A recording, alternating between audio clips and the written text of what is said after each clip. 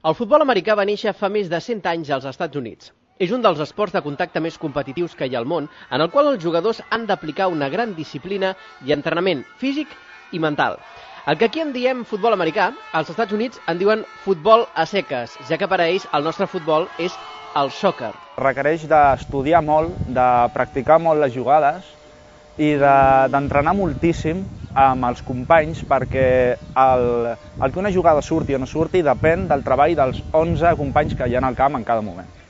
Llavors, això fa que sigui un esport molt sacrificat, que s'ha de practicar molt i que s'ha d'estudiar moltíssim. Sempre has d'aprendre, hi ha noves jugades, noves formacions, noves maneres d'enfrontar-te al que fa el rival, i crec que per aquest motiu és un esport que és molt interessant per la gent que, a més de fer servir el seu cos, vol fer servir el seu cap.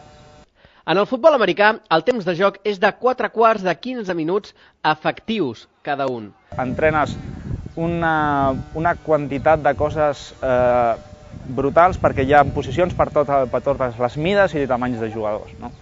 Tenim els línies, que són més grans, més forts, que tenen un recorregut més curt al que és el camp, però han de fer servir molt més la força. Després tenim els linebackers, que són com un híbrid, tenim els defensive backs i els receptors, que són molt més ràpids i normalment molt més lleugers. Llavors, és un esport que pot jugar tothom, pràcticament, i que a més has d'entrenar també la força, has d'entrenar la velocitat i has d'entrenar el sentiment d'equip, el saber què està fent el teu company i ajudar-lo, i el sentiment de saber que també si tu tens problemes hi haurà un company ajudant-te.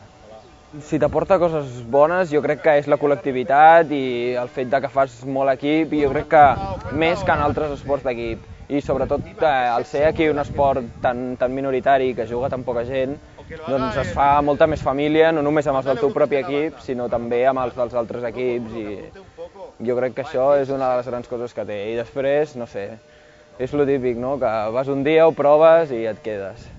Catalunya, i més concretament Barcelona, tenen una experiència singular amb el futbol americà. Als anys 90 es va crear la World League, un campionat fonamentalment europeu amb equips que adquirien llicències per jugar-hi i on venien a jugar uns mesos a l'any els jugadors de la NFL nord-americana, aprofitant els seus períodes de vacances. Catalunya va comptar amb els Barcelona Dragons, on hi va jugar Xisco Marcos, que va arribar a disputar una final a l'antic Wembley.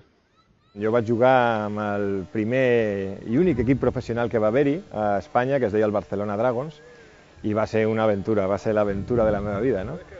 Jo crec que per un esportista és molt important tenir el referent de poder algun dia jugar amb un equip professional. Jo vaig tenir la sort de poder fer-ho, però bueno, realment sempre torno a repetir el mateix, és a dir, jo crec que l'esperit de l'esport no està en ser professional. Això és la meta que un vol alcançar, però realment l'aprofitament de l'esport és el recorregut, el camí. A Catalunya hi ha més equips de futbol americà que cap altra comunitat de l'estat espanyol. La lluita pel títol de Lliga, els darrers anys, ha estat també protagonitzada per equips catalans. I els tècnics s'esforcen a explicar que no és un esport agressiu, violent o exclusivament de contacte. I els qui el practiquen ho corroboren.